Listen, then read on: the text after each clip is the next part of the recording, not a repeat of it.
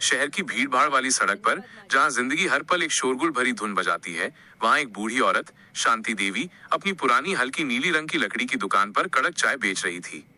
उनका चेहरा गहरे झुर्रियों से भरा, जैसे जीवन की लंबी कहानियां उकेरी गई हों, लेकिन उनकी आत्मा में अब भी एक शांत अटूट उम्मीद थी।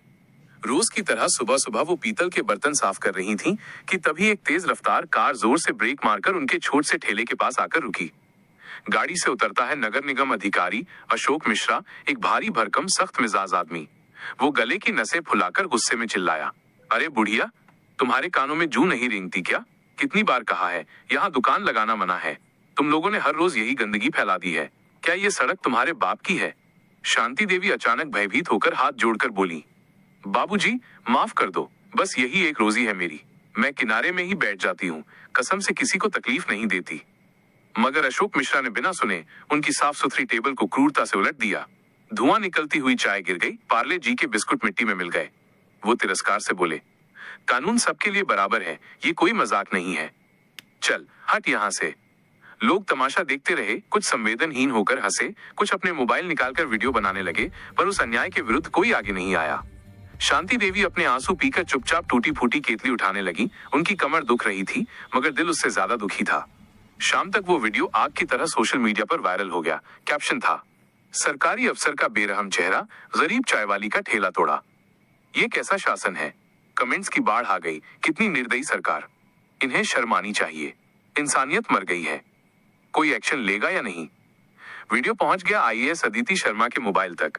उस जिले की जिला अधिकारी, अपनी ईमानदारी के लिए पहचानी जाने वाली, तेज तर्रार और दिल से जनता की सेवा करने वाली। वो वीडियो देखकर एक झटके में स्तब्ध रह गईं। चेहरा पहचानते ही उनकी तेज आंखें भर आईं। ये तो, हे भगवान, मेरी माँ है। अदिति को याद आया जब बचपन में माँ ठंड में भी चाय बनाकर उन्हें स्कूल भेजती थी। पिता की मौत के बाद माँ ने अकेले ही उन्हें पढ़ाया, हर मुश्किल का सामना किया, और आज वही माँ सड़क पर इतनी बुरी तरह अपमानित हुई।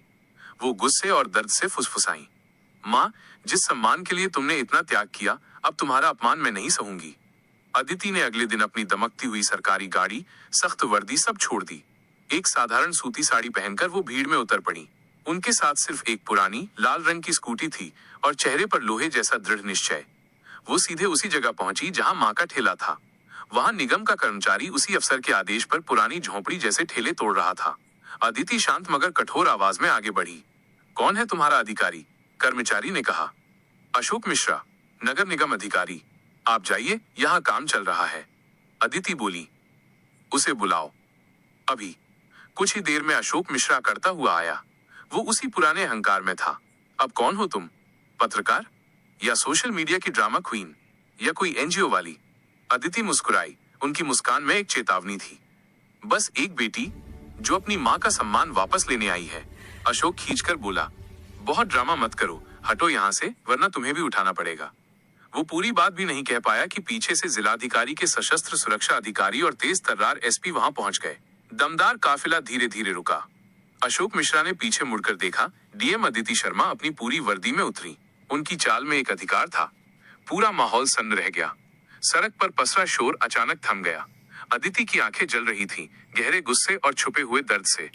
अदिति ने बिना आवाज ऊंची किए एक ठंडी आधिकारिक आवाज में कहा, तुम्हें याद है कल किस बुजुर्ग महिला का ठेला तोड़ा था? अशोक मिश्रा हकलाते हुए, माथे पर पसीना पोंछते हुए, वो तो सड़क पर अवैध ठेला लगा रही थी मैडम, मैं तो बस अपना फर्ज निभा रहा था। अदिति बोली, वो मेरी माँ थी, मेरी, जिसे तुमने अपमानित किया। पूरा स्टाफ सन्न। कर्मचारियों के चेहरे पर डर साफ था। अशोक मिश्रा के हाथ बुरी तरह कांपने लगे। अदिति ने कहा, कानून जनता को डराने के लिए नहीं, उसकी रक्षा के लिए होता है। ये बात तुम भूल गए। तुमने अपनी कुर्सी का घोर दुरुपयोग किया है। उन्होंने एसपी से कहा, अभी और इसी वक्त इनका सस्पेंशन ऑर्डर तैयार करो। कोई देरी नहीं होनी चाहिए। एसपी ने तुरंत साइन किए और अशोक मिश्रा को पल भर में निलंबित कर दिया गया। जनता जो वहां भीड़ में थी, खुशी और राहत से तालियां बजाने लगी। शांति देवी अपने छोटे से घर के बाहर बैठी थी, पुरानी घाट पर, आंखों में थके हुए आंसू और चेहरे पर गहरी थकान। अदिति धीरे से बोली, उनकी आवाज में एक कोमल दृढ़ता थी, माँ, आज के बाद किसी अफसर की हिम्मत नहीं होगी तुम्हारे ठेले को छूने की। ये मेरा वादा है। शांति देवी ने प्यार से बेटी को गले लगाया। बिटिया, तूने आज इस माँ का सिर ऊंचा कर दिया।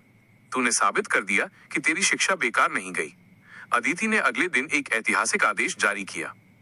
कोई भी स्थानीय व्यापारी या गरीब रेहड़ी वाला जब तक ट्रैफिक बाधा नहीं डालता, उसे हटाए। कानून का असली चेहरा डर नहीं, दया है। पद का असली सम्मान ताकत नहीं, इंसानियत है। और माँ का अपमान कोई बेटी कभी बर्दाश्त नहीं करती, क्योंकि माँ से बढ़कर कुछ नहीं।